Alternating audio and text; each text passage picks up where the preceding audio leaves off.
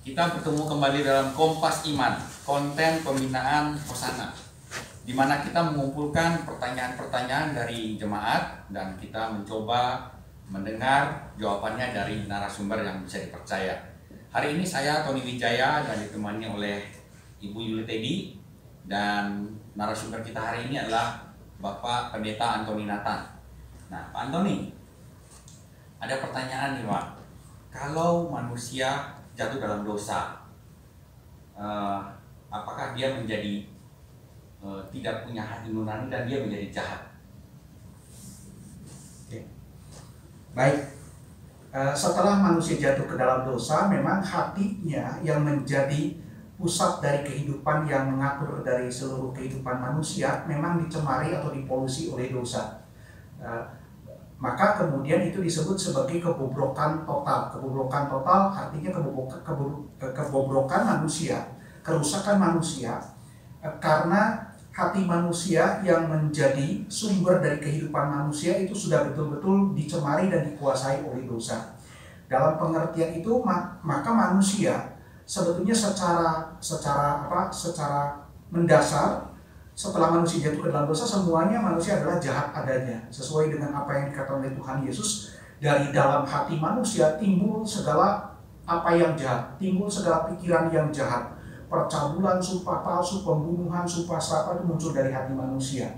Jadi hati manusia sudah dicemari oleh dosa, maka kemudian muncul dosa itu dalam bentuk tindakan dan dalam bentuk sikap yang sebetulnya sumbernya dari dalam hati. Itu yang dikatakan sebagai kerusakan yang sifatnya total atau kerusakan yang sifatnya radikal dari akar hidup atau akar diri manusia, yaitu hatinya.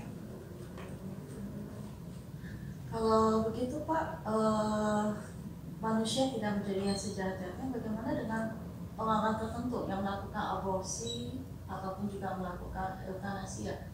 Kalau dikatakan bahwa dia berdosa, tapi kemudian Tuhan juga tetap memberikan dia suatu anugerah, kenapa masih ada orang-orang tertentu yang kemudian melakukan aborsi atau euthanasia?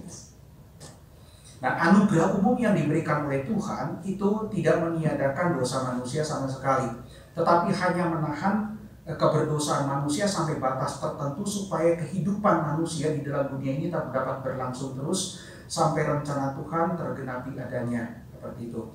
Nah, memang kita melihat ada manusia yang melakukan kejahatan-kejahatan tertentu yang mungkin lebih ekstrim atau melebihi daripada kejahatan manusia pada umumnya. Contohnya, manusia berani melakukan apa yang disebut sebagai eutanasia, membunuh orang sebelum waktunya karena alasan sakit penyakit dan tidak ada kemungkinan untuk kemudian manusia dapat disembuhkan, ataupun melakukan aborsi.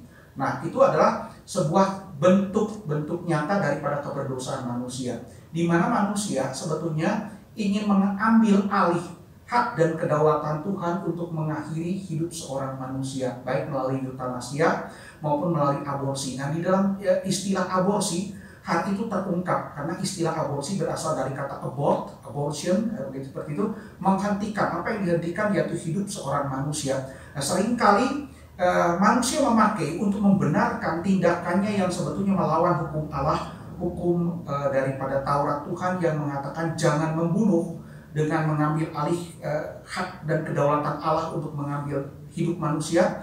Maka kemudian manusia memakai berbagai macam dalih, ya, dalih misalnya tidak lagi manusia itu yang misalnya mengalami sakit penyakit ada kemungkinan menurut kata dokter hidup, ataupun mungkin bayi yang berada di dalam kandungan dikatakan bayi ini akan mengalami kecacatan dan membahayakan nyawa daripada hidup sang ibu. Nah, semua itu sebetulnya hanya sekedar sebuah kemungkinan yang dijadikan sebagai dalih oleh manusia untuk mengambil hak Allah dan ingin menjadi Allah yang menentukan hidup. Manusia berusaha untuk menjadi al-bojo bagi sesama manusia, mengambil alih hidup manusia yang lainnya. Sebetulnya kalau kita melihat misalnya baik eutanasia maupun aborsi yang seringkali dilakukan oleh dokter. Nah, dokter, kalau memang dokter Kristen, tidak akan melakukan kedua-duanya.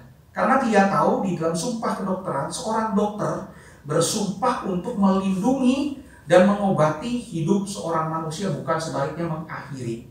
Karena hak dan kedaulatan untuk mengakhiri hidup manusia adalah ada pada diri Allah. Manusia tidak boleh menjadi Allah di dalam hal menentukan dan mengakhiri hidup manusia ataupun menjadi algojo bagi sesamanya. Nah, itu yang pertama. Yang kedua, kita tahu bahwa manusia seringkali menjadikan tindakan untuk melakukan eutanasia dan aborsi dengan kemudian memakai dalih untuk membenarkan itu. Sebetulnya manusia pun kalau kita melihat di dalam hal itu tidak tahu apa yang terjadi, seperti ya terjadi. Tetapi manusia kemudian merasa diri sebagai Tuhan bakal tahu. Misalnya contoh di dalam hal aborsi. Ada beberapa kasus di dalam jemaat yang pernah saya layani. Jemaat itu kemudian dianjurkan oleh dokter untuk melakukan aborsi bayi yang ada di dalam kandungannya atau janin, bahkan ya sebelum menjadi bayi yang utuh, janin, untuk melakukan aborsi dengan alasan bahwa bayinya akan cacat ataupun akan membahayakan ibunya yang mungkin mengandung sudah di dalam usia yang tidak cukup baik untuk mengandung. Seperti itu, dokter mengatakan sudah diaborsi saja karena membahayakan dan sebagainya. Tetapi saya bersyukur bahwa ada beberapa jemaat yang kemudian bersaksi kepada saya sebagai seorang Kristen. Dia tahu dia tidak akan pernah menjadikan aborsi sebagai pilihannya, meneruskan kandungannya sampai kepada akhirnya, dan ternyata bukan cuma 1-2, dan ternyata setelah bayi itu dilahirkan, bayi itu ternyata tidak cacat sama sekali, sehat, bahkan lebih cerdas daripada saudara-saudaranya, dan ibunya pun melahirkan dengan sangat amat sehat. Kita tahu misalnya contoh yang nyata ya di dalam dunia fisik dan dunia sekuler. Kita tahu ada seorang pesepak bola hebat, misalnya Cristiano Ronaldo ya, itu salah satu pesepak bola terhebat pada abad sekarang. Nah, dia bukan orang yang percaya kepada Tuhan dan moralnya juga cukup bobrok. Nah, ibunya yang bernama Dolores juga bukan orang percaya, tetapi pernah memberikan kesaksian bahwa pada waktu Cristiano Ronaldo dikandung, itu anak terakhir dari ibunya. Pertama, dia mengandung dalam usia yang sudah tidak lagi fit untuk mengandung, tidak lagi sehat. Kedua, dalam kondisi tekanan finansial yang luar biasa, dalam kondisi yang sangat amat miskin. Ya. Dan kemudian dokter menganjurkan untuk melakukan aborsi. Nah, ibunya berkata, andai kata pada waktu itu saya melakukan aborsi, tidak akan pernah ada lahir seorang Cristiano Ronaldo. Jadi, dokter yang mengatakan, saya tahu bakal begini, bakal begitu, saya katakan sebetulnya dokter sedang bertindak sebagai Tuhan. Ya. Nah, seperti saya katakan, baik dokter dalam hal eutanasia maupun dalam hal aborsi harus mengupayakan menyelamatkan semuanya sampai dengan titik bagian yang paling akhir. Nah, kalau kemudian misalnya contoh di dalam hal kandungan, kalau dokter bisa menolak, sebagai seorang dokter Kristen, dia tahu tidak boleh melakukan aborsi, karena itu adalah kedaulatan Tuhan untuk mengambil alih hidup seseorang manusia, termasuk bayi atau bahkan janin yang ada di dalam kandungannya.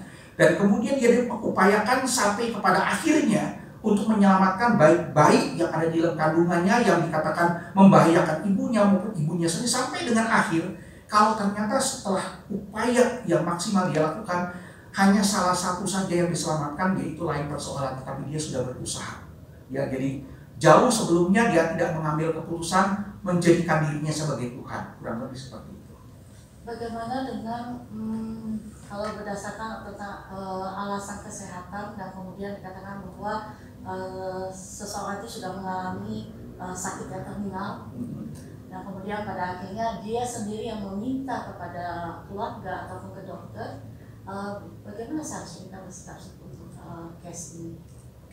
Itu pertanyaan yang baik ya, pertanyaan yang mungkin seringkali ditanyakan oleh banyak jemaat. Memang kalau kita berhadapan dengan orang yang menanyakan itu adalah orang yang tidak percaya kepada Tuhan, memang agak sulit ya, karena pegangannya, imannya bukan berdasarkan kepada kebenaran firman Tuhan. Tetapi kalau orang itu adalah orang yang percaya kepada Tuhan, maka dia harus dibimbing, baik itu oleh orang tuanya, kalau dia seorang istri oleh suaminya, ataupun bisa juga memanggil seorang hamba Tuhan untuk membimbing dia untuk tidak melakukan hal seperti itu.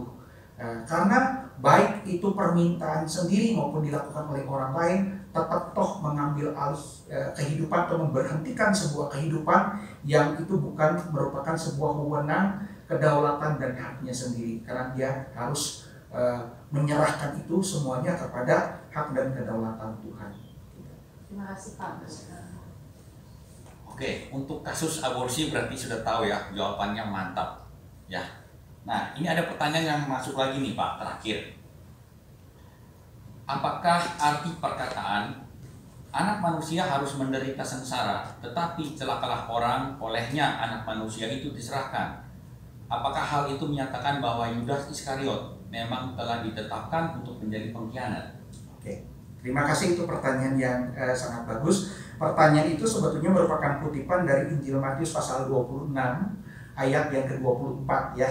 Perkataan yang Tuhan Yesus katakan kepada murid-muridnya, termasuk kepada Yudas Iskariot pada waktu perjamuan makan malam terakhir di bagian yang terakhir ya, bagian terakhir seperti itu. Nah, justru di sana kita bisa melihat apa yang dikatakan oleh Tuhan Yesus. Pertama, Tuhan Yesus berkata memang anak manusia harus menderita sengsara dan kemudian dibunuh. Berarti dia sangat tahu dengan jelas akan misi kedatangannya, bahwa memang anak manusia yang menuju kepada dirinya sendiri itu ada sebuah gelar untuk sang Mesias yang punya latar belakang perjanjian lama, yaitu kitab Daniel pasal ke-7, bahwa Yesus memang adalah Mesias yang punya misi yang jelas, bahwa kematiannya memang merupakan sesuatu yang ditetapkan oleh Allah dalam rangka karya penebusan untuk menyelamatkan manusia.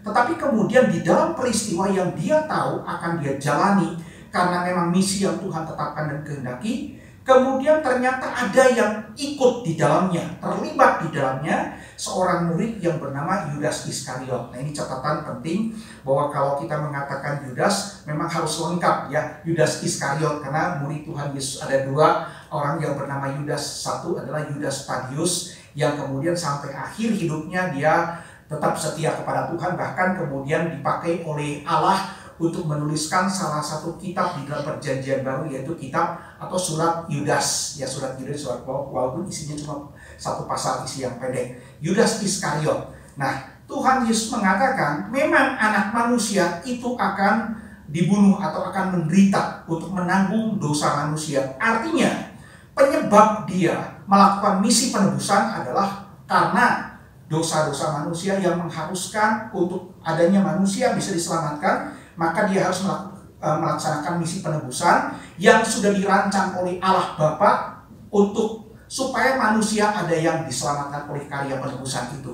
Jadi Yesus mati karena dosa manusia dan juga karena kehendak Allah Bapa. Tetapi kemudian Tuhan Yesus berkata di sana, celakalah anak manusia yang olehnya dia diserahkan. Di sana Tuhan Yesus menjelaskan bahwa sebetulnya di dalam kemahatauan dia, memang Yudas itu mengambil keputusan untuk terlibat di dalam penyaliban Tuhan Yesus. Tetapi keinginan Yudas itu yang dikatakan celakalah yang olehnya anak manusia kemudian diserahkan oleh dirinya, berarti bukan perbuatan Yudas itu ditetapkan oleh Tuhan, tetapi perbuatan itu, maka Tuhan Yesus berkata celakalah orang yang kemudian mengambil kesempatan itu untuk dirinya sendiri, memang melakukan sesuatu untuk menyatakan keberdosaannya, menyetujui penyaliban Tuhan Yesus.